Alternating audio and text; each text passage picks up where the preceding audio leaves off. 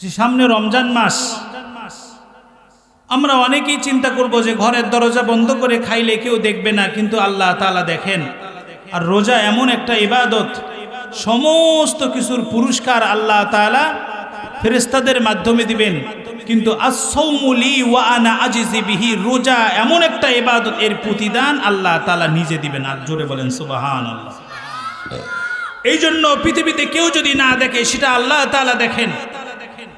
জুরাইজ রহমতুল্লাহি আলাইহির যে কথা বলতেছিলাম, জুরাইজ রহমতুল্লাহি আলাইহি এমন একজন ব্যক্তি, সারাদিন রোজা রাখতেন, সারা জীবন নফল রোজা রাখতেন, সারা রাত জায়নামাজের মধ্যে কাটায় দিতেন, জঙ্গলের মধ্যে ইবাদত করতেন, সকল কিছু থেকে সে বিরত ছিলেন। জুরাইজ রহমতুল্লাহি আলাইহি জঙ্গলের মধ্যে ইবাদত করতেছেন, তার মা দরজার সামনে যা ডাক দিচ্ছেন, ও জুরাইজ দরজাটা খোল, বাবা জুরাইজ রে দরজাটা খোল, তোমার আম্মা তোমার দরজার সামনে আসছে। জুরাইজ রাদিয়াল্লাহু তাআলা আনহু নিয়াত বাঁধা অবস্থায় চিন্তা করতেছেন, আমি যদি নামাজটা শেষ করি তাহলে তো আল্লাহ তাআলা খুশি হবে, আর যদি নামাজটা ভঙ্গ করে মার জবাব দেই, আল্লাহ হয়তো বেজার হইতে পারেন।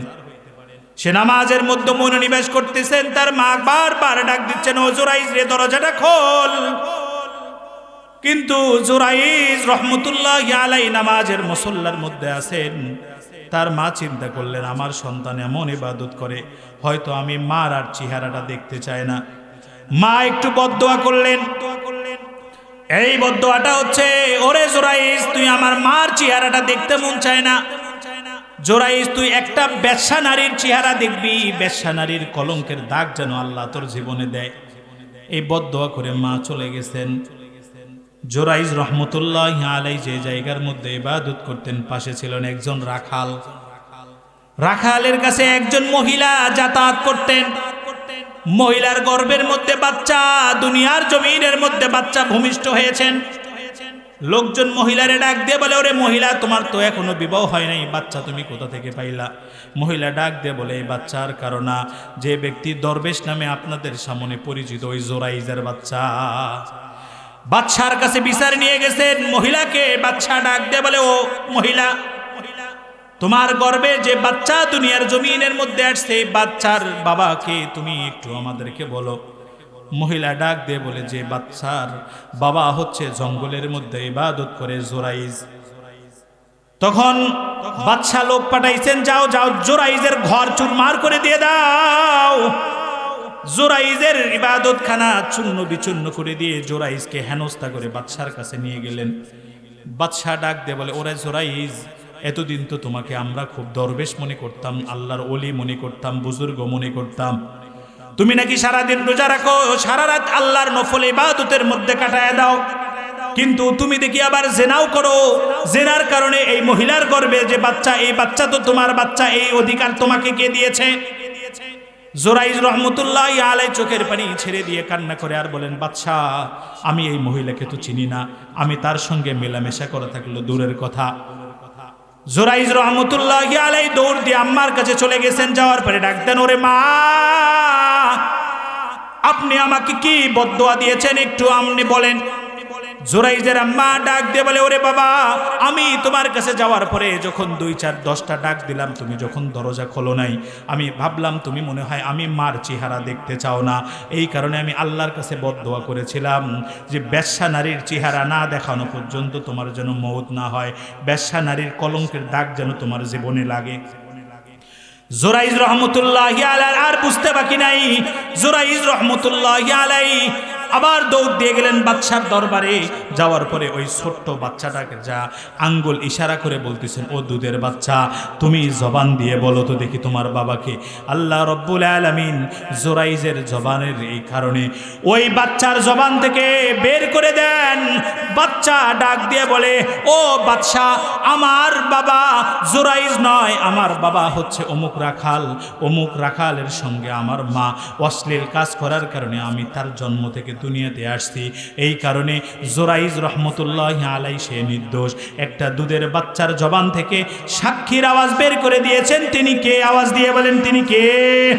আল্লাহ রব্বুল আলামিন একটা দুধের বাচ্চার জবান থেকে জুরাইজ রহমতুল্লাহি আলাইহির পবিত্রতার বর্ণনা দিয়েছেন।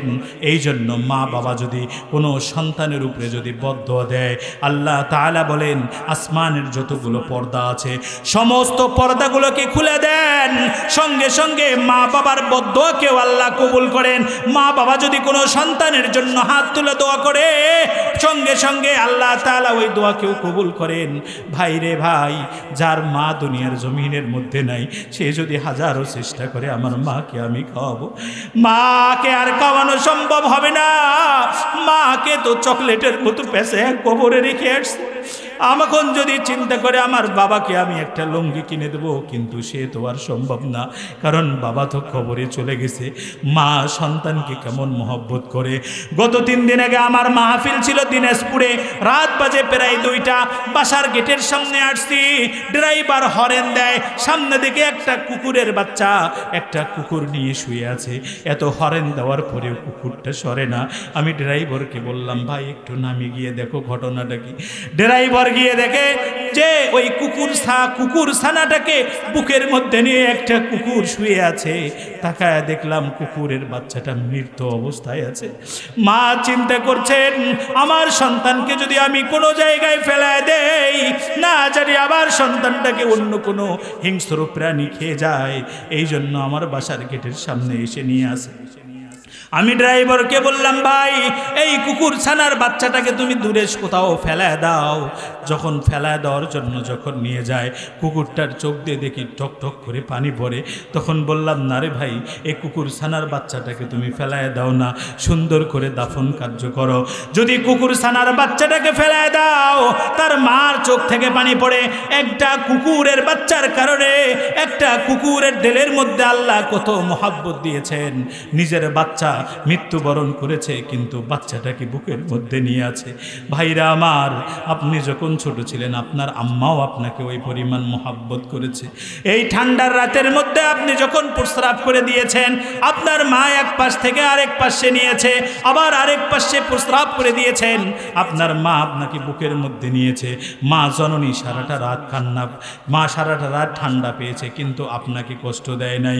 কিন্তু আজকে আপনার সন্তান হওয়ার পরে সেই মা বাবাকে আপনি ভুলে যান।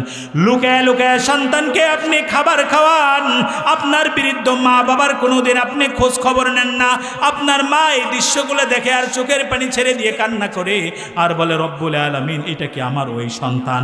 এই সন্তানের জন্য আমি এত কষ্ট করেছি। 10 মাস 10 দিন পেটের মধ্যে কত পরিমাণে লাথি দিলাম, 10 মাস 10 দিন পেটের মধ্যে কত পরিমাণে কষ্ট দিলাম। মায়ের বুকের দুধ 2 থেকে 2.5 বছর পর্যন্ত পান করলাম। একজন মা জানে একটা সন্তান লালন পালন করা কত কষ্ট, কিন্তু সেই বড় হওয়ার পরে সেই মাকে আর আমরা চিনি না। যে বাবা মাতার গাম পায়ে ফেলাইয়া উপার্জন করে আমাকে বড় করলো, আজকে বড় হওয়ার পরে সেই বাবাকে আমরা চিনি না, সেই বাবাকে আমরা মানতে রাজি নয়। বড় হওয়ার পরে বলে, আমার বাবা কি জানে, আমার বাবা কি জানে, আমি সব কিছু জানি। ওরে যুবক ভাই, তোমার হাতে পায়ে ধরে বলি, তোমার পা দুটো জড়ায় ধরে বলি, মা বাবার সঙ্গে বেয়াদবি করো না। মা বাবার সঙ্গে যদি বেয়াদবি করো, হয়তো রক্তের গরমের কারণে বেয়াদবি করো, একদিন তুমিও যখন সন্তানের বাবা হবা, তোমার সন্তান তোমার সঙ্গে বেয়াদবি করবে। আজকে যদি মা বাবাকে ভালোবাসতে পারো, একদিন তোমার সন্তান তোমাকেও ভালোবাসবে। এই জন্য আল্লাহ রব্বুল আলামিন বলেন, ওয়াবিল ওয়ালিদাইনি ইহসানা, তোমার মা বাবার প্রতি তুমি ইহসান করো, দয়ার দৃষ্টি দাও। তোমার মা বাবার প্রতি তুমি ভালোবাসা বাড়ায় দাও। তোমার মা বাবাকে যদি তুমি ভালোবাসতে পারো, তাহলে তোমাকেও ভালোবাসবেন কে? আরো জোরে আওয়াজ দিয়ে বলেন, ভালোবাসবেন কে? এই জন্য দ্বিতীয় আয়াতের মধ্যে আল্লাহ তাআলা বলেন, ফালা তাকুল্লাহুমা উফ, তারা যেন তোমার আচরণের কারণে ও শব্দ না বলে। যদি ও শব্দ বলে, তোমার সন্তান সব কিছু ধূলিসাৎ হয়ে যাবে। তোমার একটা আচরণের কারণে তোমার মা বাবা যদি ও শব্দ করে, তাহলে তুমি সন্তান যত বড়ই কিছু হও না কেন, বিন্দু পরিমাণ কোনো দাম থাকবে না। তারপরে আল্লাহ রব্বুল আলামিন বলে, ওয়ালা তানহারহুমা, পিতা মাতাকে ধমক দিবে না, পিতা মাতাকে যদি তুমি ধমক দাও, পিতা মাতা যদি কষ্ট পায়, তাহলে তোমার সব কিছু দুনিয়া আখিরাত শেষ। আল্লাহ রাসূল মেম্বারের মধ্যে পা দিলেন, আল্লাহ রাসূল বললেন আমিন। আবার দ্বিতীয় মেম্বারের সিঁড়ির মধ্যে পা দিলেন, আল্লাহ রাসূল বললেন আমিন। তৃতীয় মেম্বারের মধ্যে পা দিলেন, আবার আল্লাহ রাসূল বললেন আমিন। সাহাবা আজমাইন রিদওয়ানুল্লাহু তাআলা আলাইহিম নবীজিকে ডাক দিয়ে বলেন, ইয়া রাসূলুল্লাহ, ইয়া হাবিবাল্লাহ, আপনাকে কোনোদিন তো আমিন বলতে শুনলাম না, আজকে প্রথম মেম্বারে যখন আপনি পা দিলেন আমিন বলে কি বুঝাইলেন? নবীজি বলেন, আমি যখন প্রথম মেম্বারের মধ্যে পা দিলাম, জিবরাইল আলাইহিস সালাতু ওয়াস সালাম এসে আমার কানের মধ্যে জানায় দেয়, ও আল্লাহর নবী, আপনার নাম শুনেও যে ব্যক্তি দরুদ পাঠ করে না সে যেন ধ্বংস হয়। আমি রাসূল আমিন বলে সাব্যস্ত করেছি। আবার দ্বিতীয় মেম্বারের মধ্যে যখন পা দিলাম, আমার কানের কাছে এসে বলল, ইয়া রাসূলুল্লাহ, ইয়া হাবিবাল্লাহ, যারা আপনার রমজান মাস পাওয়ার পরেও নিজের গুনাহ খাতা মাপ নিতে পারল না, আপনার সেই সমস্ত উম্মত ধ্বংস হয়ে যাক। আমি রাসূল আমিন বলে সাব্যস্ত করেছি।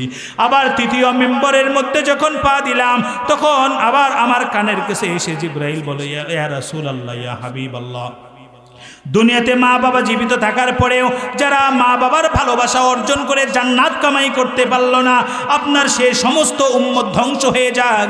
আমি রাসূল আমিন বলে সাব্যস্ত করেছি।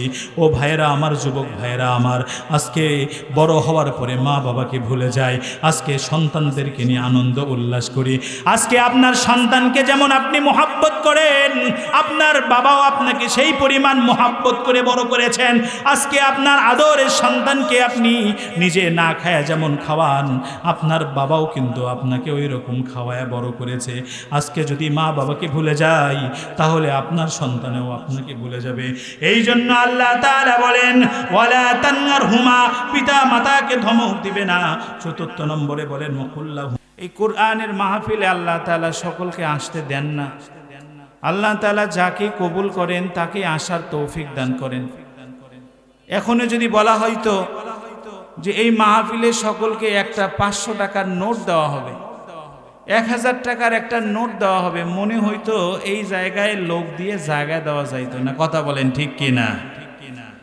মানুষ আমরা দুনিয়ার পাগল, দুনিয়ার লাভটাকে বুঝি, আখেরাতের লাভকে বুঝি না। দুনিয়ার লাভকে বিশ্বাস করি, আল্লাহ তাআলার জান্নাত, আল্লাহ তাআলার জান্নাতের নাজ নিয়ামত, এগুলো আমরা মানতে রাজি না। আমরা দুনিয়ার লাভবান, দুনিয়াতে লাভবান হইতে চাই। নবীজি সাল্লাল্লাহু আলাইহি ওয়াসাল্লাম বলেন যে এই মাহফিলের এই প্যান্ডেল, এটা একটা জান্নাতের বাগান। জোরে আওয়াজ দিয়ে বলবেন সুবহানাল্লাহ।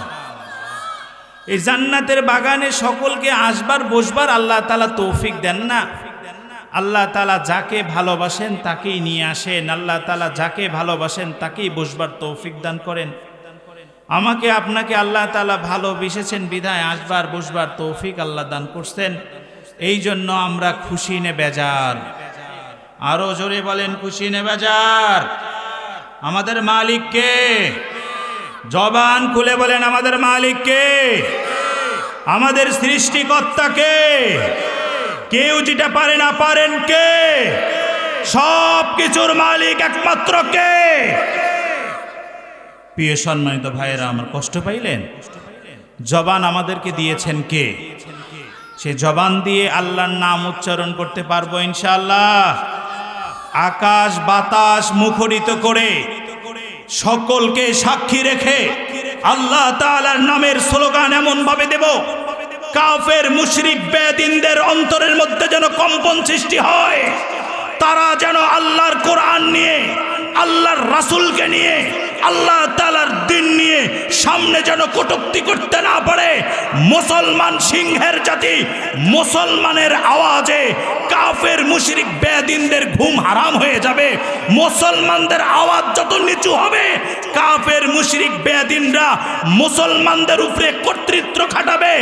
বিগত সময় আমরা দেখেছি মুসলমানদের উপরে হিন্দুত্ব দাদা বাবুরা কর্তৃত্ব খাটাইছেন। সামনের মুসলমান, সামনের দিন হবে মুসলমানের বাংলাদেশ। কথা বলেন ঠিক কিনা?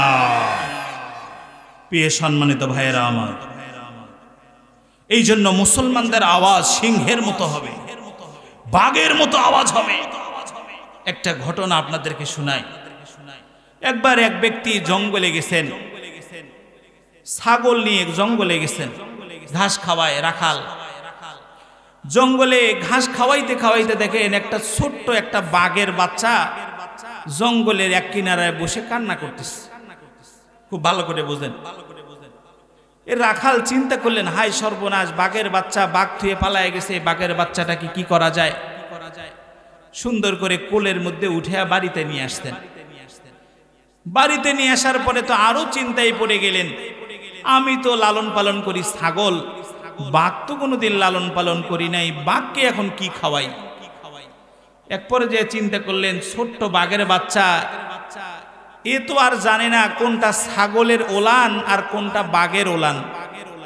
এক পর্যায়ে রাখাল বুদ্ধি করে ওই বাঘের বাচ্চাটাকে ছাগলের ওলানের মধ্যে ধরছে।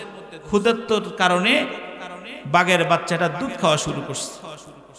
রাখাল এক পর্যায়ে চিন্তা করলেন, হায় আল্লাহ, আমাকে রক্ষা করলেন, আমি এখন থেকে এই ছাগলের দুধ এই বাঘকে খাওয়াবো। খাওয়াইতে খাওয়াইতে বাঘ এরকম বড় হইতেছেন। ছাগলরা চিন্তা করে, হায় সর্বনাশ, আমাদের মধ্যে এটা আবার কোন জাতীয়, এটা ছাগলের বাচ্চা, আমাদের মাথার মধ্যে শিং, এটার মাথার মধ্যে দেখি শিং নাই, ঘটনাটা কি। তখন অন্য অন্য ছাগলের বাচ্চাগুলো যা ওই বাঘকে ঘুতায়, শিং দিয়ে ঘুতায়। আর এই বাঘ আসমানের দিকে তাকায় আর কয়, আল্লাহ, আমাকে কোন জায়গা দিলেন, ওদের মাথায় শিং, আমার মাথায় নাই শিং, এরা তো আমাকে ঘুতায়, আল্লাহ আমাকেও শিং দাও, আমি যেন ঘুতাইতে পারি। বলেন তো দেখি ভাই, বাঘ যদি কিয়ামত পর্যন্ত দোয়া করে বাঘের মাথায় শিং গজাবে, জোরে বলেন গজাবে, আর দোয়া করে, আল্লাহ আমি আর ঘুতা সহ্য করতে পারি না, আমার কেউ শিং দাও, আমি ছাগলের বাচ্চাগুলোকেও যেন ঘুতাইতে পারি। এক পর্যায়ে একদিন রাখাল আবার ছাগলের পাল নিয়ে জঙ্গলের কাছে গেছেন ঘাস খাওয়াইতে, সঙ্গে বাঘ চলে গেছেন। বাঘের বাচ্চা তো আর বাচ্চা না, এখন বাঘ হয়ে গেছে, বড় হয়ে গেছে। জঙ্গল থেকে একটা প্রকৃতির জঙ্গলের হিংস্র বাঘ, সে এই দৃশ্য দেখার পরে আশ্চর্য হয়েছেন, হায় সর্বনাশ, ছাগল আমাদেরকে দেখলে তো ভয়ে পালায়, এখন দেখি আমার জাতীয় ভাই ছাগলের সঙ্গে ঘাস খায়, ছাগল যায় শিং দিয়ে ঘুতে দেয়, এটা তো আজব ঘটনা। ঘটনাটা কি? বাঘ জঙ্গল থেকে একটা জোরে হুঙ্কার ছাড়ছে। হুঙ্কারের কারণে সকল ছাগলগুলাও দৌড়ানো শুরু করছে। বাঘের হুঙ্কার শুনছে, সঙ্গে সঙ্গে বাঘের যে বাচ্চা ছাগলের সঙ্গে ছিল, ওই ছাগলটাও এরকম ভাবে বাঘের হুঙ্কার শুনে ওই দৌড়ানো শুরু করছে। বাঘ তো আরো মহা আশ্চর্য হয়ে গেলেন, হায় সর্বনাশ, আমার হুঙ্কার শুনে না ছাগল দৌড়াবে, এখন দেখি আমার জাতীয় ভাই বাঘও দৌড়ায়। পিছন দিক দিয়ে যায় পাটা খপ করে টেনে ধরছে, এই তুই দৌড়াস কেন? তখন বলে, হায় তোমার যে গর্জন, গর্জনে তো আমার কলিজা পর্যন্ত শুকায় গেছে, এই জন্য আমিও দৌড়ানো শুরু করছি। তখন বাঘ বলে, আরে তুমি তোমার পরিচয় ভুলে গেছো, চলো তোমাকে একটু পানি পান করাই। পানি পান করার জন্য একটা নদীর মধ্যে নিয়ে গেছে, পাকুরের বিলে ধরে নিয়ে গেছে পানি পান করানোর জন্য। যখন পানি খাওয়ার জন্য যখন চেহারাটা পানির মধ্যে ভেসে উঠেছে, সঙ্গে সঙ্গে এই বাঘের বাচ্চা যেটা ছাগলের সঙ্গে থেকে বড় হয়েছে লাফ দিয়ে উঠছে, হায় সর্বনাশ, এটা কার চেহারা? দ্বিতীয় বাঘ যেটা জঙ্গলে ছিল, ওই বাঘ বলতেছিল, ভাই এটা ভয় পাওয়ার কিছু নাই, এটা তোমার আসল চেহারা। তুমি ছাগলের সঙ্গে থাকতে থাকতে তোমার চরিত্র হয়েছে ছাগলের মতো, এই জন্য আমি বাঘ হুঙ্কার দিলে ছাগল পালাবে, কিন্তু তুমি পালানোর জাতি না। তুমি এতদিন ছাগলের ঘুতা খাইছো আর আল্লাহর কাছে শিংয়ের জন্য দোয়া করছো। আরে ভাই, আমরা তো ছাগলের ঘুতা খাওয়ার জাতি না, আমরা বাঘ এমন একটা জাতি, আমাদের হুঙ্কার শুনলে অন্য অন্য প্রাণীরা ভয়ে পালায়া যায়, কিন্তু তোমার চরিত্র এমন হয়েছে, তোমার পরিচয় না জানার কারণে আজকে অন্য অন্য ছাগলরা তোমাকে ঘুতায়, তোমার পরিচয় তুমি জানো না। প্রিয় সম্মানিত ভাইয়েরা আমার, আজকে মুসলমান আমরা বাঘের জাতি, কথা বলেন ঠিক কিনা? জোরে বলেন ঠিক কিনা? আজকে আমাদের পরিচয় ভুলে যাওয়ার কারণে, আজকে আমাদের পরিচয় সঠিকভাবে না জানার কারণে ইহুদি খ্রিস্টানরা একটার পর একটা চক্রান্ত করতে থাকে। ইহুদি খ্রিস্টানরা মুসলমানদেরকে ঈমান হারানোর জন্য একটার পর একটা তারা বিভিন্ন ছক সাজায় মুসলমানদের ঈমান নষ্ট করার জন্য। আজকে মুসলমান আমরা তো হুঙ্কার দেওয়া জানি না। উমরের হুঙ্কার যখন শুনেছে ইহুদি নাসারারা পালাইতে বাধ্য হয়েছে। আলীর হুঙ্কার যখন শুনেছে ইহুদি খ্রিস্টানরা পালাইতে বাধ্য হয়েছে। যখন সাহাবে আজমাইনরা যখন হুঙ্কার দিয়েছে সকলরা থরথর করে কাঁপতে বাধ্য হয়েছে। আগামীতে মুসলমানরা যখন হুঙ্কার দিবে ইহুদি খ্রিস্টান দাদা বাবুরাও পালাইতে বাধ্য হবে। কথা বলেন ঠিক কিনা? প্রিয় সম্মানিত ভাইয়েরা আমার, এই জন্য আল্লাহ তাআলা আমাদেরকে দুনিয়াতে পাঠাইছেন, বাঘের জাতি হিসেবে আল্লাহ তাআলা দুনিয়াতে পাঠাইছেন। এই জন্য ম্যাও ম্যাও করলে চলবে না। সব জায়গায় ম্যাও ম্যাও করা যায় না, সব জায়গায় ম্যাও ম্যাও করা যায় না। কিছু কিছু জায়গায় জোরে হুঙ্কার দিতে হয়। প্রিয় সম্মানিত ভাইয়েরা আমার, আল্লাহ রব্বুল আলামিন আমাকে আপনাকে দুনিয়ার জমিনের মধ্যে পাঠিয়ে দিয়েছেন। কার ওরস থেকে পাঠিয়ে দিয়েছেন? আমার আপনার মা বাবার মাধ্যমে আমরা আপনার দুনিয়াতে আসছি। দুনিয়াতে আসার জন্য কেউ দুনিয়ার মাটি থেকে আমরা বের হই নাই। দুনিয়াতে আসার জন্য যে মাধ্যম সেটা হচ্ছে আমাদের মা বাবার মাধ্যমে আল্লাহ তাআলা কুদরতিভাবে আমাদেরকে দুনিয়াতে পাঠাইছেন। অন্য কেউ দুনিয়াতে আসতেন? আসমান থেকে কেউ আসতেন এখানে যে হুজুর আমি তো আসমান থেকে হঠাৎ দুনিয়াতে নাজিল হয়েছি, আমি তো মাটি ফেটে বের হয়েছি, আমি তো গাছের মধ্য থেকে বের হয়েছি? না, আমরা সকলেই মা বাবার ওরস থেকেই আমরা এই দুনিয়ার জমিনের মধ্যে আসছি। দুনিয়াতে আসার পরে একজন আরেকজনের সাথে সম্পর্ক হয়, মোহাব্বত হয়, ভালোবাসা হয়। প্রত্যেকটা ভালোবাসার মধ্যে স্বার্থ থাকে। কেউ কাউকে ভালোবাসে স্বার্থ ছাড়া এমন নয়।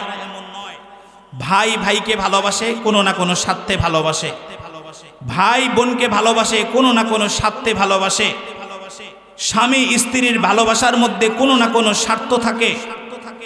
মেম্বার চেয়ারম্যান এমপি হয়, নেতাকর্মীরা ভালোবাসে কোনো না কোনো স্বার্থ থাকে। এক সময় দেখা যায় ক্ষমতা শেষ, ভালোবাসাও শেষ। কথা বলেন ঠিক কিনা? কিন্তু মা বাবার যে ভালোবাসা, সন্তানের প্রতি যে ভালোবাসা, এই ভালোবাসার কোনো স্বার্থ থাকে না। নিঃস্বার্থ ভালোবাসে সন্তানকে মা বাবা। কথা বলেন ঠিক কিনা? সন্তানকে ভালোবাসে মা বাবা, নিঃস্বার্থভাবে ভালোবাসে। এটার মধ্যে কোনো স্বার্থ নাই, স্বার্থ ছাড়া ভালোবাসে। এটাই আল্লাহ রব্বুল আলামিন জানায়া দিচ্ছেন সূরাতুল বানী ইসরাঈলের 23 এবং 24 নম্বর আয়াতের মধ্যে কিভাবে মা বাবার সঙ্গে ভালোবাসা স্থাপন করা যায়, কিভাবে মা বাবার সঙ্গে ভালোবাসা বজায় রাখা যায়, এটা আল্লাহ তাআলা শিখায়া দিচ্ছেন। আজকে আমরা আলোচনা শুনব মা বাবার হক কয়টি এবং সন্তানের হক সম্পর্কে আমরা শিখব। আজকে সন্তানেও জানে না মা বাবার কি কি হক। আমরা যারা পিতা মাতা আছি তারাও জানি না সন্তানের হক। এই কারণে অনেক সময় দেখা যায় ছেলে আর বাবার মধ্যে সম্পর্ক থাকে না। অনেক সময় দেখা যায় সন্তানকে যদি বলা হয় তোমার বাবার তুমি খেদমত করো না কেন, তখন সন্তান বলে আমার বাবা আমার কি হক আদায় করলো। বাবাকে যদি বলা হয় আপনার সন্তান আপনার কেন খোঁজ খবর রাখে না, তখন বাবা বলে আমার সন্তান তো আমার কেন খোঁজ খবর রাখবে, এরকম সন্তান আমি চাই না। এই জন্য আমাদেরকে জানতে হবে পিতা মাতা হইলে আমাদের হক কয়টি আর সন্তানের আবার হক কয়টি।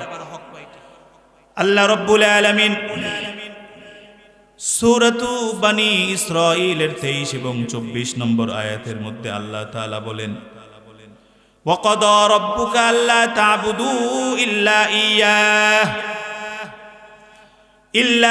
ইয়াহু ওয়া বিল ওয়ালিদাইনি ইহসানা। আর তোমরা তোমার রবের আদেশ যে করছে তোমাদের রবের হুকুম মানো।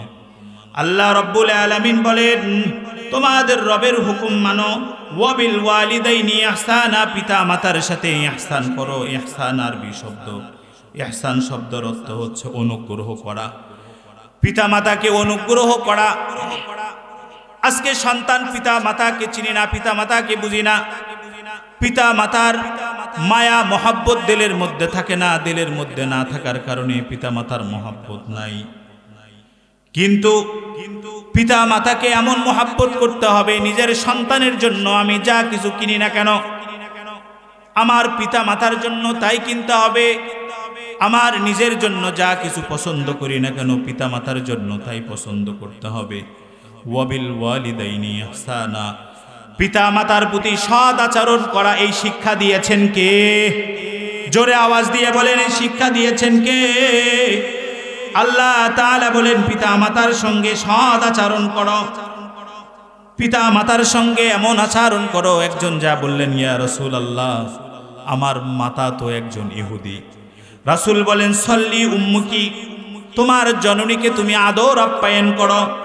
তারপরে আল্লাহ রাসূল সাল্লাল্লাহু আলাইহি ওয়াসাল্লাম বলেন, ওয়াসাহিবহুমা ফিদ দুনিয়া মারুফা, দুনিয়াতে তাদের সাথে সম্পর্ক বজায় রেখে চলো। যদিও বা তারা ইহুদি হয়, ইহুদি হইতে পারে, কিন্তু তারা তোমার মাতা পিতা, তাদের সঙ্গে খারাপ ব্যবহার করো না, তাদের সঙ্গে মুহাব্বত স্থাপন করো। কারণ যদি ভাই কোনো সন্তানের উপরে যদি মা বাবা নারাজ হয়ে যায়, কোনো সন্তানের উপরে যদি মা বাবা নাকোশ হয়ে যায়, আল্লাহ রব্বুল আলামিন ওই সন্তানের উপরেও নাকোশ হয়ে যায়। আল্লাহ রাসূলের একজন সাহাবী ছিলেন, নাম ছিলেন আলকামা। আলকামা রাদিয়াল্লাহু তাআলা আনহু মৃত্যুর সংজ্ঞায় শায়িত হয়ে গেছেন, জবান দিয়ে কালিমা বের হয় না। আলকামা রাদিয়াল্লাহু তাআলা আনহুর বিবি নবীজি সাল্লাল্লাহু আলাইহি ওয়াসাল্লামের কাছে এসে বললেন, ইয়া রাসূলুল্লাহ, ইয়া হাবিবাল্লাহ, আমার স্বামী আলকামার জবান দিয়ে কালিমা বের হয় না। নবীজি সাল্লাল্লাহু আলাইহি ওয়াসাল্লাম বললেন, ও বিলাল, তুমি যাও আলকামাকে কালিমার তালকিন দিতে থাকো, কালিমার দাওয়াত দিতে থাকো। চারজন সাহাবীকে পাঠাইলেন, বিলাল রাদিয়াল্লাহু তাআলা আনহুকে জিম্মাদারি দিলেন। কারণ নবীজি জানেন বিলালের সম্মান মর্যাদা আল্লাহর কাছে কত বেশি, আল্লাহর কাছে কত বেশি। নবীজি সাল্লাল্লাহু আলাইহি ওয়াসাল্লাম যখন মেরাজে গিয়েছিলেন, মেরাজে যাওয়ার পরে জিবরাইল আলাইহিস সালাতু ওয়াস সালাম যখন জান্নাতের নিদর্শনগুলো দেখাচ্ছিলেন, এমন তো অবস্থায় সরকারে দু আলম নবীর কানের মধ্যে কেমন জানি খটখট আওয়াজ। নবীজি জিবরাইল আলাইহিস সালাতু ওয়াস সালামকে ডাক দিলেন, জিবরাইল, জান্নাতের মধ্যে খরম পায়ে দিয়ে হাঁটার আওয়াজ যেন আমার কানের মধ্যে আসে, আওয়াজটা কোথা থেকে আসে? জিবরাইল আলাইহিস সালাতু ওয়াস সালাম বললেন, ইয়া রাসূলুল্লাহ, ইয়া হাবিবাল্লাহ, এই আওয়াজ আর অন্য কারো আওয়াজ নয়, এই আওয়াজ হচ্ছে আপনার সাহাবী বিলাল রাদিয়াল্লাহু তাআলা আনহুর পায়ের আওয়াজ। তখন বললেন, কিসের কারণে বিলালের এত? বিলালে হাফসির কাছে এসে বললেন, ও বিলাল, তুমি এমন কি আমল করো যে আমলের আওয়াজ তুমি দুনিয়ার জমিনের মধ্যে যখন পায়ে হেঁটে বেড়াও, তোমার এই খরমের আওয়াজ আল্লাহ তাআলা আরশে আজিমের জান্নাত পর্যন্ত পৌঁছায় দেয়। জোরে বলেন সুবহানাল্লাহ। বিলাল রাদিয়াল্লাহু তাআলা আনহু ডাক দিয়ে বলেন, ইয়া রাসূলুল্লাহ, ইয়া হাবিবাল্লাহ, আমি এমন কোনো বড় আমল করি না। আমি যখন ওযু করি তখন 2 রাকাত ওযুর নামাজ আদায় করি, তাহিয়াতুল ওযু 2 রাকাত নামাজ আদায় করি। এই কারণে মনে হয় আল্লাহ তাআলা আমার এই সম্মান মর্যাদা দিয়েছেন। বিলাল রাদিয়াল্লাহু তাআলা আনহু কত বড় একজন সাহাবী ছিলেন। মক্কার সবাই একবার পরামর্শ করলেন, বিলালের থেকেও অনেক সুন্দর কণ্ঠের একজন মুয়াজ্জিন মক্কার জমিনের মধ্যে নিযুক্ত করা হবে। একজন অনেক সুন্দর মুয়াজ্জিন নিযুক্ত করলেন। ফজরের সময় আজান হয়ে যায়, কিন্তু সূর্য আর ওঠে না। আসমান থেকে ফেরেশতা এসে বলেন, ইয়া রাসূলুল্লাহ, ইয়া হাবিবাল্লাহ, আজকে কি মক্কার জমিনের মধ্যে আজান হয় নাই? নবীজি সাল্লাল্লাহু আলাইহি ওয়াসাল্লাম ডাক দিয়ে বলেন, হ্যাঁ, আজান তো অবশ্যই হয়েছে। তখন জিবরাইল আলাইহিস সালাতু ওয়াস সালাম বলেন, ইয়া রাসূলুল্লাহ, ইয়া হাবিবাল্লাহ, বিলাল যখন মক্কার জমিনের মধ্যে আজান দেয়, এই আজানের আওয়াজ আল্লাহ রব্বুল আলামিন 7 আসমানের উপরে বাইতুল মামুর পর্যন্ত পৌঁছায় দেন। বাইতুল মামুর এমন একটা জায়গা, দুনিয়াতে আমরা যারা হজ করতে গিয়েছেন, উমরা করতে গিয়ে দেখেছেন হাজী সাহেবরা বাইতুল্লাহর পাশে তওয়াফ করে। কথা বলেন ঠিক কিনা? দেখছেন না আপনারা? হাজী সাহেবরা বাইতুল্লাহ কাবার পাশে তওয়াফ করে, লাব্বাইক আল্লাহুম্মা লাব্বাইক, লাব্বাইক লা শারীকা লাক লাব্বাইক, ইন্নাল হামদা ওয়ান নি'মাতা লাকা ওয়াল মুলক লা শারীকা লাকা লাব্বাইক, তালবিয়া পড়ে আর তওয়াফ করতে থাকে। এই বাইতুল্লাহর সরাসরি উপরে বাইতুল মামুর, ওই বাইতুল মামুরের মধ্যেও লক্ষ লক্ষ ফেরেশতা প্রতিদিন তওয়াফ করে, যারা বিগত সময় আর সামনে আসে নাই, আর একদিন তওয়াফ করার পরেও আর কোনোদিন সামনে আসবে না। তার মানে প্রতিদিন ৭৪,০০০ করে ফেরেশতা আল্লাহ তাআলার বাইতুল মামুরের পাশে এইরকম ভাবে তালবিয়া পড়ে আর তওয়াফ করতে থাকে। জোরে বলেন আল্লাহু আকবার। বাইতুল মামুরের পাশে ফেরেশতারাও তালবিয়া পড়ে আর তওয়াফ করে। ইয়া রাসূলুল্লাহ, আজকে কি মক্কার জমিনের মধ্যে আজান হয় নাই? রাসূল বলেন, হ্যাঁ আজান তো হয়েছে। ইয়া রাসূলুল্লাহ, বেলাল যখন মক্কার জমিনের মধ্যে আজান দেয়, এই আজানের আওয়াজ আল্লাহ তাআলা ৭ আসমানের উপরে বাইতুল মামুরেও পৌঁছায় দেন। তখন আল্লাহ তাআলা সূর্যকে আদেশ করেন, ও সূর্য ওঠো। তখন সূর্য ওঠে, কিন্তু আজকে এই আজানের আওয়াজ পৌঁছে নাই। যতক্ষণ পর্যন্ত বেলাল আজান না দিবে ততক্ষণ পর্যন্ত সূর্য উঠবে না। সরকারে দু আলম নবী ডাক দিয়ে বলেন, ওরে বেলাল, তাড়াতাড়ি আয়, আজান দে। তুমি যতক্ষণ পর্যন্ত আজান দিবে না ততক্ষণ পর্যন্ত সূর্য উঠবে না। বেলাল রাদিয়াল্লাহু তাআলা আনহু যখন আজান দিলেন, আল্লাহু আকবার, আল্লাহু আকবার, আল্লাহু আকবার, আল্লাহু আকবার, আজান দিলেন, নামাজ আদায় হয়ে গেল। কিছুক্ষণ পর সূর্য উঠে গেল। আল্লাহ রব্বুল আলামিন বেলালকে এত ভালোবেসেছেন। হাফসের একটা গোলাম ছিলেন, চেহারা অনেক কুৎসিত ছিল, কিন্তু চেহারা কালো হইলে কি হবে, আমলের দিক থেকে ছিল অনেক ভালো, আল্লাহর কাছে তার অনেক দাম ছিল। রাসূল বলেন, ওরে বেলাল, যাও আমার সাহাবী আলকামার কাছে যাও, কালিমার তালকিন দাও। কেন তার জবান দিয়ে কালিমা বের হয় না? বেলাল রাদিয়াল্লাহু তাআলা আনহু গিয়ে আলকামাকে বলে, ও আলকামা, বলো লা ইলাহা ইল্লাল্লাহ মুহাম্মাদুর রাসূলুল্লাহ। তুমি যদি কালিমা পড়তে পড়তে মৃত্যুবরণ করো, আল্লাহ তাআলা তোমাকে বিনা হিসাবে জান্নাতুল ফেরদাউস দিয়ে দিবেন। জোরে বলেন সুবহানাল্লাহ। কিন্তু আলকামার জবান দিয়ে কালিমা বের হয় না। আলকামা বলে, ভাই বেলাল, আমি তো পড়তে পারতেছি না, কেন বুঝতে পারতেছি না। নবীজির কাছে যা বলেন, ইয়া রাসূলুল্লাহ, ইয়া হাবিবাল্লাহ। এত দাওয়াত দেওয়ার পরেও আলকামার জবান দিয়ে কালিমা বের হয় না। নবীজি বলে, আলকামার জবান দিয়ে কেন কালিমা বের হয় না? আলকামার আব্বা আম্মা জীবিত আছে নাকি? তখন বলে, ইয়া রাসূলুল্লাহ, ইয়া হাবিবাল্লাহ, আলকামার বাবা কিছুদিন আগে দুনিয়া থেকে বিদায় নিয়ে চলে গেছেন, তার একমাত্র আম্মা দুনিয়ার জমিনের মধ্যে আছে। নবীজি বলেন, তার আম্মাকে গিয়ে বলো, সে যদি আমার কাছে আসবে, আর যদি না আসতে চায়, আমি নবীজি তার কাছে যাব। বেলাল রাদিয়াল্লাহু তাআলা আনহু আলকামার আম্মার কাছে যা বলেন, ও আলকামার আম্মা, আপনি যদি রাসূলের কাছে যান তাহলে তো আলহামদুলিল্লাহ, আর যদি আপনি না যান রাসূল আপনার কাছে আসবে। আলকামার আম্মা ডাক দিয়ে বলে, ওরে বেলাল, আমার নবী আমার বাড়িতে আসবে কষ্ট করে, এটা আমি সহ্য করতে পারবো না। আমার মায়ের নবী, দয়ার নবী আসতে যখন থাকবে, না জানি কোন কাফেররা কোন অস্ত্র দিয়ে আমার নবীকে আঘাত করে, আমার কারণে আমার নবীর গায়ের মধ্যে কেউ একটা মশার আঘাত লাগবে, আমি সহ্য করতে পারি না। আমার নবীকে কেউ কষ্ট দিবে, এটা আমি মানতে পারি না। ওরে বেলাল, চলো আমাকে নিয়ে নবীজির কাছে যাও।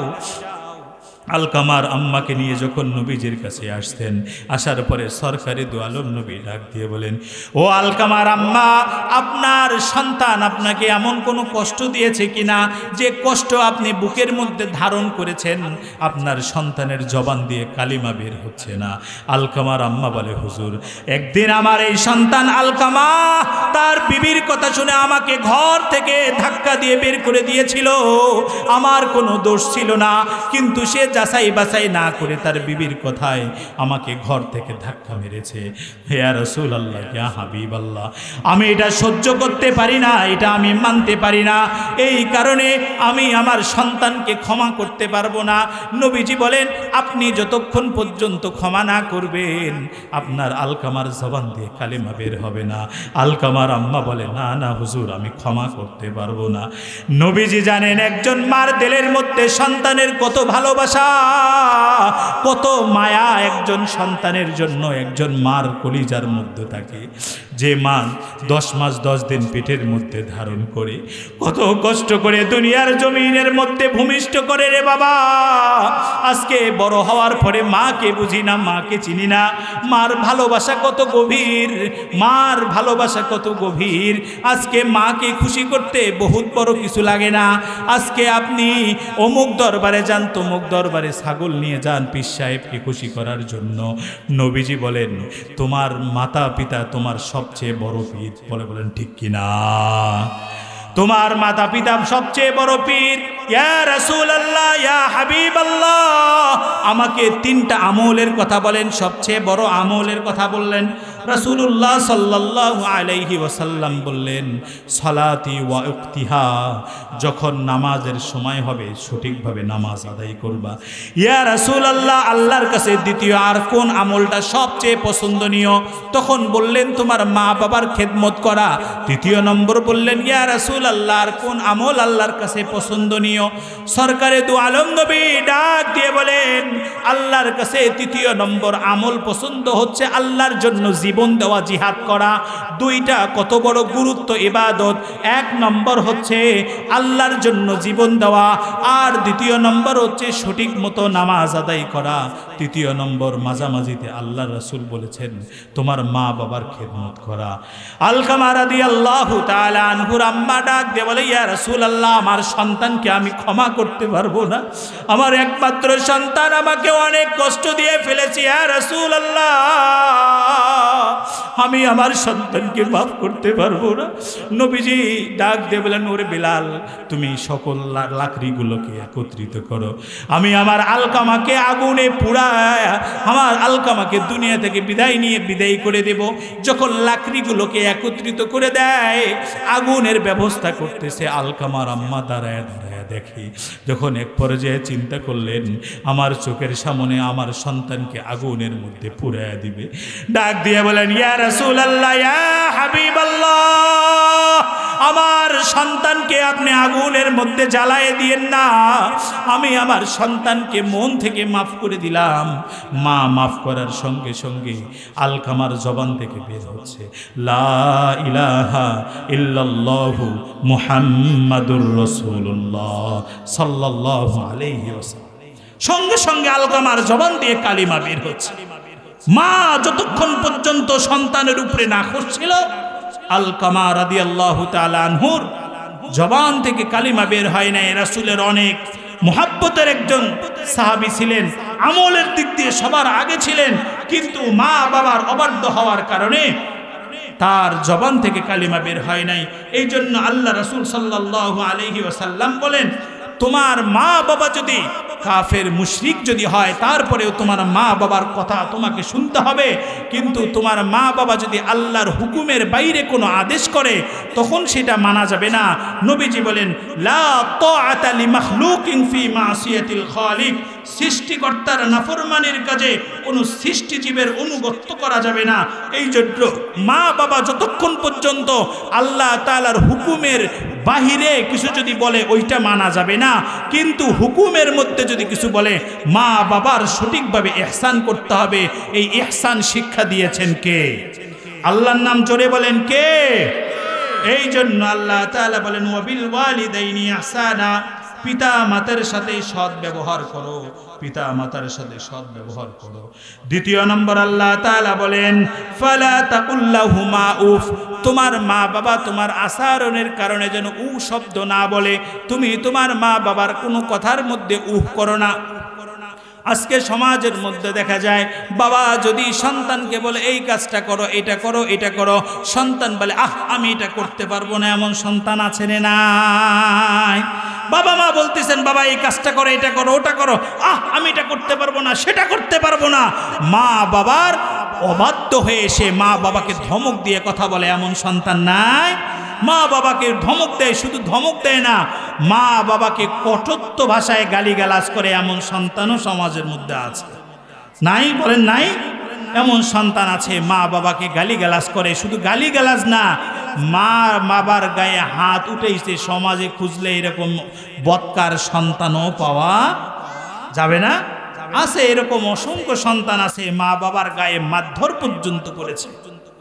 একবার এক ব্যক্তি তিনার সন্তান লাঠি নিয়ে বাবারে মার দেওয়ার জন্য লাঠি নিয়ে দৌড়ায়, বাবাও সামনে দৌড়ায়, পিছনে সন্তানের হাতে লাঠি, বাবারে দৌড়ায়। কিছু দূরে যাওয়ার পরে বাবা দাঁড়ায় গিয়া বলে, ওরে সন্তান আমারে আর সামনে নিও না। সন্তান ডাক দিয়ে বলে, ওরে বাবা কেন? তখন বাবা ডাক দিয়ে বলে, আমিও তোমার দাদাকে এই জায়গা পর্যন্ত নিয়ে এসেছিলাম, তোমার দাদাকেও একদিন আমি লাঠি নিয়ে বাড়াইতে বাড়াইতে এই জায়গা পর্যন্ত নিয়ে এসেছি, তুমি আমাকেও লাঠি নিয়ে এই জায়গা পর্যন্ত নিয়ে এসেছো। ওরে সন্তান, তুমি যদি আর একটু আমাকে সামনে নিয়ে যাও, তোমার সন্তান তোমাকে এর থেকেও আরো সামনে নিয়ে যাবে। কথা কন ঠিক কিনা? আজকে যারা মা বাবার হাত উঠাচ্ছেন, মনে মনে ভাবতেছেন যে আমি বড় কিছু হয়ে গেলাম, না, আপনি বড় কিছু হন নাই। মা বাবার কাছে সন্তান সন্তানেই থাকে। আপনি বড় ডাক্তার, ইঞ্জিনিয়ার, ব্যারিস্টার, উকিল যাই হন না কেন, আপনার পরিচয় আপনার মা বাবার ওরস থেকে আপনি দুনিয়ার জমিনের মধ্যে আসতেন। আপনি হয়তো শিক্ষায় দীক্ষায় অনেক বড় হয়েছেন, কিন্তু মা বাবার সম্মানের কাছে আপনি বড় নন। কিছুদিন আগে আমি ঢাকায় গিয়েছিলাম এক ডাক্তারের চিকিৎসা করার জন্য, অনেক বড় একজন MBBS ডাক্তার। কথার প্রসঙ্গে বললাম, ভাই আপনার আব্বার কি অবস্থা? তখন উনি আমাকে বলতেছেন, হুজুর আমার আব্বার সঙ্গে আমি আর সম্পর্ক রাখি না। আমি বললাম কেন? যে আমার আব্বা গ্রামের মানুষ, এখানে অনেকবার আসছিলেন, বিভিন্ন জনের সাথে কিভাবে মেইনটেইন করে কথা বলতে হয় আমার আব্বা জানে না। আমার আব্বাকে যেভাবে চলতে বলি সেভাবে চলে না। এই কারণে আমি আব্বার বছরে খোঁজখবর নেই না, গ্রামে ভাইয়েরা আছে ওনারা খোঁজখবর নেয়। আমি সঙ্গে সঙ্গে ওই ডাক্তারকে বললাম, আপনি ডাক্তার না, আপনি মানুষ না, আপনি দেখতে একটা মানুষ হলেও হায়াওয়ান, জানোয়ার, পশুর থেকেও নিকৃষ্ট। যে সন্তান বলে আমি আমার বাবার পরিচয় দেই না, ওটা সন্তান না, সন্তান নামের শয়তান। কথা বলেন ঠিক কিনা? কোন সন্তান বাবার পরিচয় দিতে যদি ঘৃণা বোধ করে, ও বড় ডাক্তার হইতে পারে, বড় ইঞ্জিনিয়ার হইতে পারে, ব্যারিস্টার হইতে পারে। আজকে এই পাকুড়ের মাহফিল থেকে আমি বলতে চাই, আগামীতে কোরআনী শাসন অনুযায়ী রাষ্ট্র কায়েম হয়ে যাবে, তখন এই সমস্ত কুলাঙ্গার সন্তানদেরকে যারা বাবাকে অস্বীকার করবে, মাকে ঘর ধাক্কা দিয়ে বের করে দিবে, ওই সমস্ত সন্তানদেরকে পাকুড়ার ঈদগাহ মাঠে প্রকাশ্যে ফাঁসি দিতে হবে। আমার সঙ্গে কারা কারা একমত? দুই হাত উঁচু করে আল্লাহকে দেখান।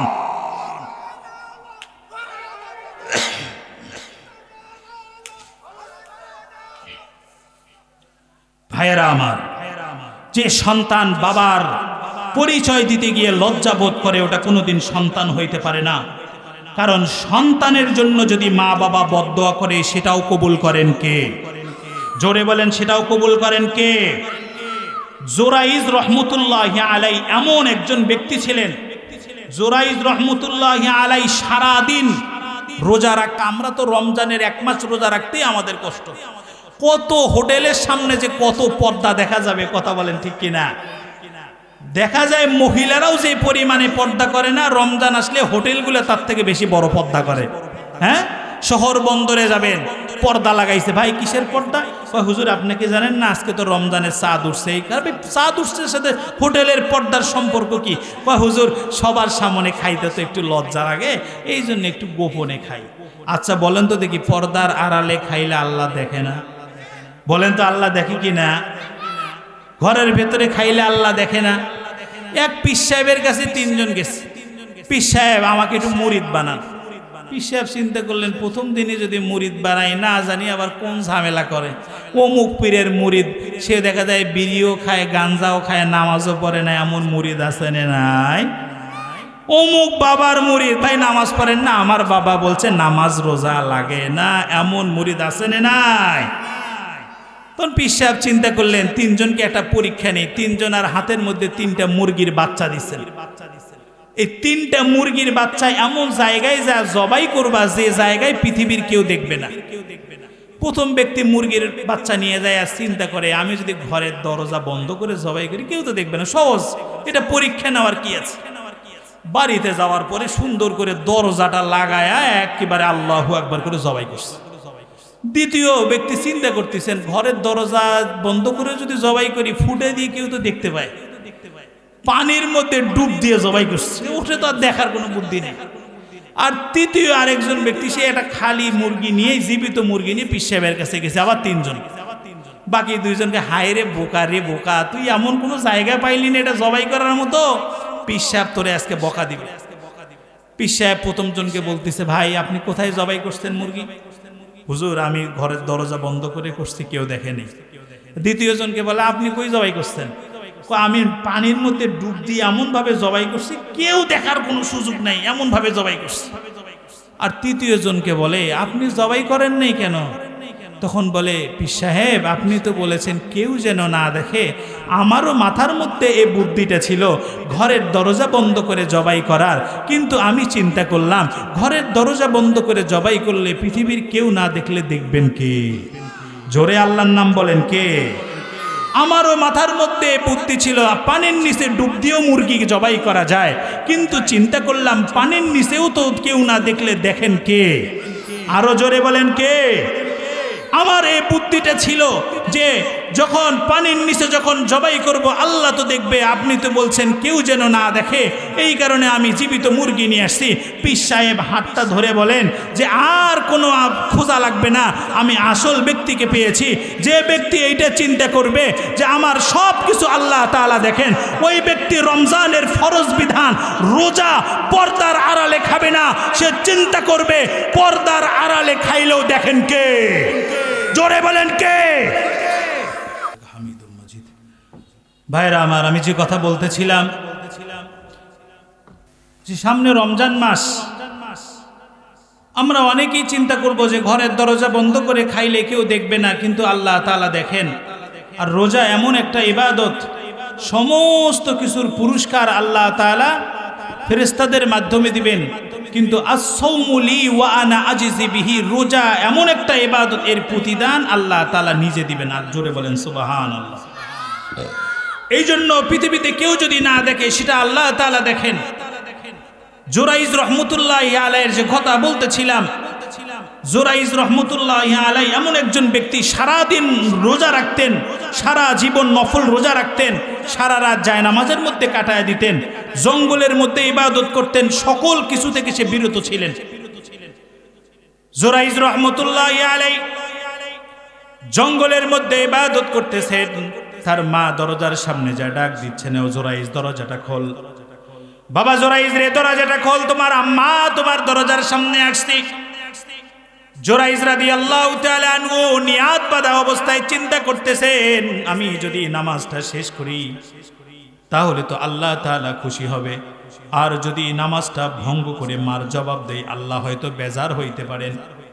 সে নামাজের মধ্যে মনোনিবেশ করতেছেন, তার মা বারবার ডাক দিচ্ছেন, ও জুরাইজ রে দরজাটা খোল।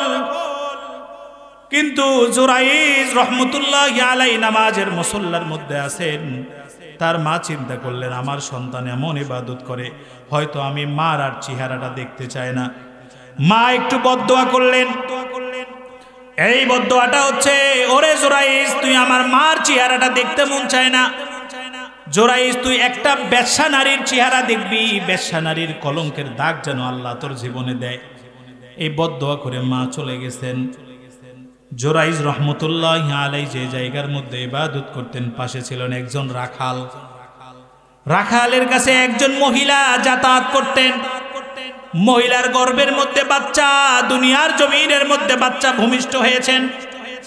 লোকজন মহিলারে ডাক দিয়ে বলে, ওরে মহিলা তোমার তো এখনো বিবাহ হয় নাই, বাচ্চা তুমি কোথা থেকে পাইলা? মহিলা ডাক দিয়ে বলে, এই বাচ্চার কারণ যে ব্যক্তি দরবেশ নামে আপনাদের সামনে পরিচিত, ওই জুরাইজের বাচ্চা। বাদশার কাছে বিচার নিয়ে গেছেন মহিলাকে। বাদশা ডাক দিয়ে বলে, ও মহিলা, তোমার গর্ভে যে বাচ্চা দুনিয়ার জমিনের মধ্যে আসছে, বাচ্চার বাবাকে তুমি একটু আমাদেরকে বলো। মহিলা ডাক দিয়ে বলে, যে বাচ্চার বাবা হচ্ছে জঙ্গলের মধ্যে ইবাদত করে জুরাইজ।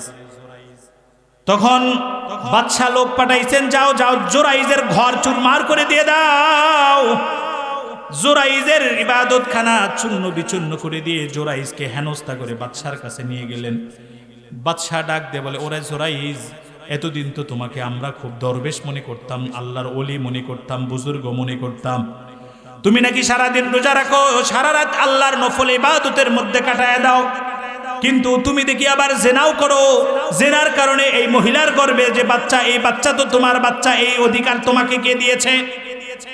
জোরাইজ রহমতুল্লাহ আলাই চোখের পানি ছেড়ে দিয়ে কান্না করে আর বলেন, বাদশাহ, আমি এই মহিলাকে তো চিনি না, আমি তার সঙ্গে মেলামেশা করা থাকলো দূরের কথা। জোরাইজ রহমতুল্লাহ আলাই দৌড় দিয়ে আম্মার কাছে চলে গেছেন। যাওয়ার পরে ডাক দেন, ওরে মা, আপনি আমাকে কি বদদোয়া দিয়েছেন একটু আপনি বলেন। জোরাইজের আম্মা ডাক দিয়ে বলে, ওরে বাবা, আমি তোমার কাছে যাওয়ার পরে যখন 2, 4, 10টা ডাক দিলাম, তুমি যখন দরজা খোলো নাই, আমি ভাবলাম তুমি মনে হয় আমি মার চেহারা দেখতে চাও না, এই কারণে আমি আল্লাহর কাছে বদদোয়া করেছিলাম যে বেশ্যা নারীর চেহারা না দেখানো পর্যন্ত তোমার যেন মওত না হয়, বেশ্যা নারীর কলঙ্কের দাগ যেন তোমার জীবনে লাগে। জোরাইজ রহমতুল্লাহ আলাই আর বুঝতে বাকি নাই। জোরাইজ রহমতুল্লাহ আলাই আবার দৌড় দিয়ে গেলেন বাদশার দরবারে। যাওয়ার পরে ওই ছোট্ট বাচ্চাটাকে যা আঙ্গুল ইশারা করে বলতেছেন, ও দুধের বাচ্চা, তুমি জবান দিয়ে বলো তো দেখি তোমার বাবাকে।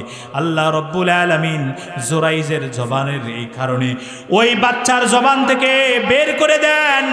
বাচ্চা ডাক দিয়ে বলে, ও বাদশা, আমার বাবা জোরাইজ নয়, আমার বাবা হচ্ছে অমুক রাখাল। অমুক রাখালের সঙ্গে আমার মা অশ্লীল কাজ করার কারণে আমি তার জন্ম থেকে দুনিয়াতে আসছি, এই কারণে জোরাইজ রহমতুল্লাহ আলাই সে নির্দোষ। একটা দুধের বাচ্চার জবান থেকে সাক্ষীর আওয়াজ বের করে দিয়েছেন, তিনি কে? আওয়াজ দিয়ে বলেন, তিনি কে? আল্লাহ রব্বুল আলামিন একটা দুধের বাচ্চার জবান থেকে জোরাইজ রহমতুল্লাহ আলার পবিত্রতার বর্ণনা দিয়েছেন। এই জন্য মা বাবা যদি কোনো সন্তানের উপরে যদি বদদোয়া দেয়, আল্লাহ তাআলা বলেন আসমানের যতগুলো পর্দা আছে সমস্ত পর্দাগুলোকে খুলে দেন, সঙ্গে সঙ্গে মা বাবার বদদোয়াকেও আল্লাহ কবুল করেন। মা বাবা যদি কোনো সন্তানের জন্য হাত তুলে দোয়া করে, সঙ্গে সঙ্গে আল্লাহ তাআলা ওই দোয়াকেও কবুল করেন। ভাই রে ভাই, যার মা দুনিয়ার জমিনের মধ্যে নাই, সে যদি হাজারো চেষ্টা করে আমার মাকে আমি খাওয়াবো, মাকে আর খাওয়ানো সম্ভব হবে না। মাকে তো চকলেটের মতো পেঁচে কবরে রেখে আসছে।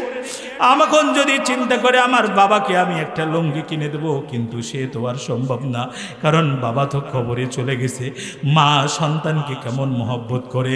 গত 3 দিন আগে আমার মাহফিল ছিল দিনাজপুরে, রাত বাজে প্রায় 2টা, বাসার গেটের সামনে আসছি, ড্রাইভার হরেন দেয়, সামনে দিকে একটা কুকুরের বাচ্চা একটা কুকুর নিয়ে শুয়ে আছে। এত হরেন দেওয়ার পরেও কুকুরটা সরে না। আমি ড্রাইভারকে বললাম, ভাই একটু নামে গিয়ে দেখো ঘটনাটা কি। ড্রাইভার গিয়ে দেখে যে ওই কুকুর ছানাটাকে বুকের মধ্যে নিয়ে একটা কুকুর শুয়ে আছে। তাকায় দেখলাম কুকুরের বাচ্চাটা মৃত অবস্থায় আছে। মা চিন্তা করছেন, আমার সন্তানকে যদি আমি কোনো জায়গায় ফেলায় দেই, না জানি আবার সন্তানটাকে অন্য কোনো হিংস্র প্রাণী খেয়ে যায়, এই জন্য আমার বাসার গেটের সামনে এসে নিয়ে আসে। আমি ড্রাইভারকে বললাম, ভাই এই কুকুর ছানার বাচ্চাটাকে তুমি দূরে কোথাও ফেলায় দাও। যখন ফেলায় দেওয়ার জন্য যখন নিয়ে যায়, কুকুরটার চোখ দিয়ে দেখি টক টক করে পানি পড়ে। তখন বললাম, না রে ভাই, এই কুকুর ছানার বাচ্চাটাকে তুমি ফেলায় দাও না, সুন্দর করে দাফন কার্য করো। যদি কুকুর ছানার বাচ্চাটাকে ফেলায় দাও, তার মার চোখ থেকে পানি পড়ে। একটা কুকুরের বাচ্চার কারণে একটা কুকুরের দিলের মধ্যে আল্লাহ কত মহব্বত দিয়েছেন। নিজের বাচ্চা মৃত্যুবরণ করেছে, কিন্তু বাচ্চাটাকে বুকের মধ্যে নিয়ে আছে। ভাইরা আমার, আপনি যখন ছোট ছিলেন আপনার আম্মাও আপনাকে ওই পরিমাণ মহব্বত করেছে। এই ঠান্ডার রাতের মধ্যে আপনি যখন প্রস্রাব করে দিয়েছেন, আপনার মা এক পাশ থেকে আরেক পাশে নিয়েছে, আবার আরেক পাশে প্রস্রাব করে দিয়েছেন। আপনার মা আপনাকে বুকের মধ্যে নিয়েছে। মা জননী সারাটা রাত মা সারাটা রাত ঠান্ডা পেয়েছে, কিন্তু আপনাকে কষ্ট দেয় নাই। কিন্তু আজকে আপনার সন্তান হওয়ার পরে সেই মা বাবাকে আপনি ভুলে যান। লুকায় লুকায় সন্তানকে আপনি খাবার খাওয়ান, আপনার বিরুদ্ধ মা বাবার কোনোদিন আপনি খোঁজ খবর নেন না। আপনার মা এই দৃশ্যগুলো দেখে আর চোখের পানি ছেড়ে দিয়ে কান্না করে আর বলে, রব্বুল আলামিন, এটা কি আমার ওই সন্তান? এই সন্তানের জন্য আমি এত কষ্ট করেছি। 10 মাস 10 দিন পেটের মধ্যে কত পরিমাণে লাথি দিলাম, 10 মাস 10 দিন পেটের মধ্যে কত পরিমাণে কষ্ট দিলাম। মায়ের বুকের দুধ 2 থেকে 2.5 বছর পর্যন্ত পান করলাম। বললাম, একজন মা জানে একটা সন্তান লালন পালন করা কত কষ্ট, কিন্তু সেই বড় হওয়ার পরে সেই মাকে আর আমরা চিনি না। যে বাবা মাতার গাম পায়ে ফেলাইয়া উপার্জন করে আমাকে বড় করলো, আজকে বড় হওয়ার পরে সেই বাবাকে আমরা চিনি না, সেই বাবাকে আমরা মানতে রাজি নয়। বড় হওয়ার পরে বলে আমার বাবা কি জানে, আমার বাবা কি জানে, আমি সব কিছু জানি। ওরে যুবক ভাই, তোমার হাতে পায়ে ধরে বলি, তোমার পা দুটো জড়ায় ধরে বলি, মা বাবার সঙ্গে বেয়াদবি করো না। মা বাবার সঙ্গে যদি বেয়াদবি করো, হয়তো রক্তের গরমের কারণে বেয়াদবি করো, একদিন তুমিও যখন সন্তানের বাবা হবা, তোমার সন্তান তোমার সঙ্গে বেয়াদবি করবে। আজকে যদি মা বাবাকে ভালোবাসতে পারো, একদিন তোমার সন্তান তোমাকেও ভালোবাসবে। এই জন্য আল্লাহ রাব্বুল আলামিন বলেন, ওয়াবিল ওয়ালিদাইনি ইহসানা, তোমার মা বাবার প্রতি তুমি ইহসান করো, দয়ার দৃষ্টি দাও, তোমার মা বাবার প্রতি তুমি ভালোবাসা বাড়ায় দাও। তোমার মা বাবাকে যদি তুমি ভালোবাসতে পারো, তাহলে তোমাকেও ভালোবাসবেন কে? আরো জোরে আওয়াজ দিয়ে বলেন, ভালোবাসবেন কে? এই জন্য দ্বিতীয় আয়াতের মধ্যে আল্লাহ তাআলা বলেন, ফালা তাকুল্লাহুমা উফ, তারা যেন তোমার আচরণের কারণে ও শব্দ না বলে। যদি ও শব্দ বলে, তোমার সন্তান সব কিছু ধূলিসাৎ হয়ে যাবে। তোমার একটা আচরণের কারণে তোমার মা বাবা যদি ও শব্দ করে, তাহলে তুমি সন্তান যত বড়ই কিছু হও না কেন, বিন্দু পরিমাণ কোনো দাম থাকবে না। তারপরে আল্লাহ রাব্বুল আলামিন বলে, ওয়ালা তানহারহুমা, পিতা মাতাকে ধমক দিবে না। পিতা মাতাকে যদি তুমি ধমক দাও, পিতা মাতা যদি কষ্ট পায়, তাহলে তোমার সব কিছু দুনিয়া আখিরাত শেষ। আল্লাহ রাসূল মেম্বারের মধ্যে পা দিলেন, আল্লাহ রাসূল বললেন আমিন। আবার দ্বিতীয় মেম্বারের সিঁড়ির মধ্যে পা দিলেন, আল্লাহ রাসূল বললেন আমিন। তৃতীয় মেম্বারের মধ্যে পা দিলেন, আবার আল্লাহ রাসূল বললেন আমিন। সাহাবা আজমাইন রিদওয়ানুল্লাহু তাআলা আলাইহিম নবীজিকে ডাক দিয়ে বলেন, ইয়া রাসূলুল্লাহ, ইয়া হাবিবাল্লাহ, আপনাকে কোনোদিন তো আমিন বলতে শুনলাম না। আজকে প্রথম মেম্বারে যখন আপনি পা দিলেন, আমিন বলে কি বুঝাইলেন? নবীজি বলেন, আমি যখন প্রথম মেম্বারের মধ্যে পা দিলাম, জিবরাইল আলাইহিস সালাতু ওয়াস সালাম এসে আমার কানের মধ্যে জানায় দেয়, ও আল্লাহর নবী, আপনার নাম শুনেও যে ব্যক্তি দরুদ পাঠ করে না, সে যেন ধ্বংস হয়। আমি রাসূল আমিন বলে সাব্যস্ত করেছি। আবার দ্বিতীয় মেম্বারের মধ্যে যখন পা দিলাম, আমার কানের কাছে এসে বলল, ইয়া রাসূলুল্লাহ, ইয়া হাবিবাল্লাহ, যারা আপনার রমজান মাস পাওয়ার পরেও নিজের গুনাহ খাতা মাপ নিতে পারলো না, আপনার সেই সমস্ত উম্মত ধ্বংস হয়ে যাক। আমি রাসূল আমিন বলে সাব্যস্ত করেছি। আবার তৃতীয় মেম্বারের মধ্যে যখন পা দিলাম, তখন আবার আমার কানের কাছে এসে জিবরাইল বলে, ইয়া রাসূলুল্লাহ, ইয়া হাবিবাল্লাহ, দুনিয়াতে মা বাবা জীবিত থাকার পরেও যারা মা বাবার ভালোবাসা অর্জন করে জান্নাত কামাই করতে পারলো না, আপনার সেই সমস্ত উম্মত ধ্বংস হয়ে যাক, আমি রাসূল আমিন বলে সাব্যস্ত করেছি। ও ভাইরা আমার, যুবক ভাইরা আমার, আজকে বড় হওয়ার পরে মা বাবাকে ভুলে যায়।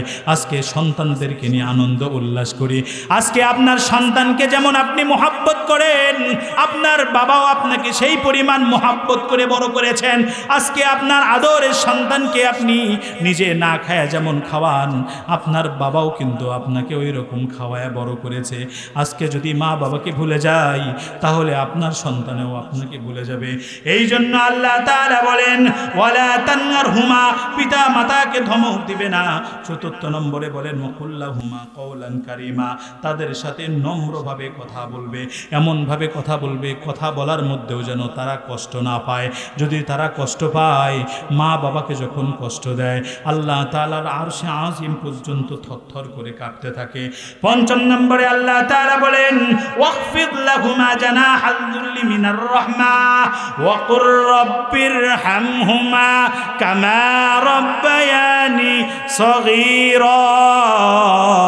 পিতা মাতার জন্য নিজ নিজ দোয়া করতে হবে, নম্র হইতে হবে এবং তাদের সামনে নিজেকে সব কিছু বিসর্জন দিয়ে তাদের সামনে নত করে দিতে হবে। পিতা মাতাকে যখন ভালোবাসে, সরকারে দু আলম নবী বলে, মাতা পিতাকে ভালোবাসার কারণে আমি রাসূল তাকেও যেন ভালোবাসি। ওয়াইস করণীর নাম আমরা সকলেই শুনেছি। ওয়াইস করণী নবীজিকে কখনো দেখে নাই, নবীজির যুগের মধ্যে ছিলেন, কিন্তু নবীজিকে কখনো দেখে নাই, সাহাবীদের মর্যাদা পায় নাই। নবীজি সাল্লাল্লাহু সাল্লাল্লাহু আলাইহি ওয়াসাল্লাম ওয়াইস করণীর ব্যাপারে আলী রাদিয়াল্লাহু তাআলা আনহু, ওমর রাদিয়াল্লাহু তাআলা আনহুকে বলেছেন, ও ওমর, ও আলী, ওয়াইস করণীকে তোমরা যদি কখনো পাও আমার এই ব্যবহৃত জুব্বা তোমরা ওয়াইস করণীকে দিয়ে দিবা। তখন বললেন, ইয়া রাসূলুল্লাহ, ওয়াইস করণী এমন কি আল্লাহর বুজুর্গ ব্যক্তি? নবীজি সাল্লাল্লাহু আলাইহি ওয়াসাল্লাম ডাক দিয়ে বলেন, ওয়াইস করণী কোনো বড় বুজুর্গ নয়, কিন্তু তার মার খেদমত করার কারণে আমি রাসূলের কাছে আসতে পারে না। আমি রাসূল দুনিয়া থেকে চলে যাব, কোনো সময় যদি মক্কার জমিনের মধ্যে ওয়াইস করণী আসে আমার এই ব্যবহৃত জুব্বা ওয়াইস করণীকে তোমরা দিয়ে দিবা। তখন এক পর্যায়ে নবীজি সাল্লাল্লাহু আলাইহি ওয়াসাল্লাম যখন দুনিয়া থেকে বিদায় নিয়ে চলে গেলেন, ওয়াইস করণীকে খুঁজতে লাগলেন। যখন কাফেলা আসে, আলী রাদিয়াল্লাহু তাআলা আনহু বলতে লাগেন, তোমাদের দলের মধ্যে কি ওয়াইস নামে কেউ আছেন?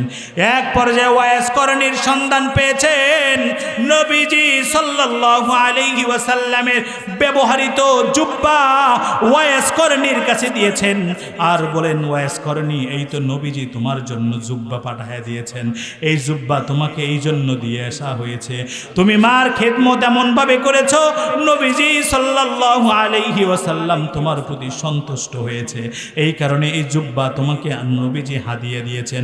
নবীজি এইটা বলেছেন তোমার কাছে আসার পরে যেন তুমি আমাদের জন্য দোয়া করো, কারণ নবীজি বলেছেন তুমি আল্লাহর কাছে যা দোয়া করবা আল্লাহ তাআলা সেই দোয়াকে কবুল করে নেবেন। ওয়াইস করণী, তুমি আমাদের জন্য একটু দোয়া করো। ওয়াইস করণী তখন হাত তুলে দোয়া করেছেন, সকল উম্মতের জন্য দোয়া করেছেন। এই জন্য নবীজি ডাক দিয়ে বলেন, যারা মাতা পিতার সহিত ভালো ব্যবহার করবে, ইহসান করবে, তাদেরকে আল্লাহ তাআলাও মহব্বত করেন। জোরে বলেন সুবহানাল্লাহ। এই জন্য সরকারে দো আলম নবী বলেন, পিতামাতার হক 14টি। বলেন, পিতামাতার হক কয়টি? পিতামাতার হক 14টি। জীবিত অবস্থায় পিতামাতার হক 7টি। 1 নম্বর, পিতামাতাকে সম্মান করা, মহব্বত করা। বলেন, পিতামাতাকে কি করা? জোরে সম্মান করা, মহব্বত করা। 2 নম্বর, পিতামাতার সকল হাজতগুলো পূরণ করা, জরুরতগুলো পূরণ করা। 3 নম্বর, পিতামাতার যে মান সম্মানকে বজায় রাখা। 4 নম্বর, পিতামাতার সেবা করা, খেদমত করা। 5 নম্বর, পিতামাতার প্রয়োজন পূরণ করা।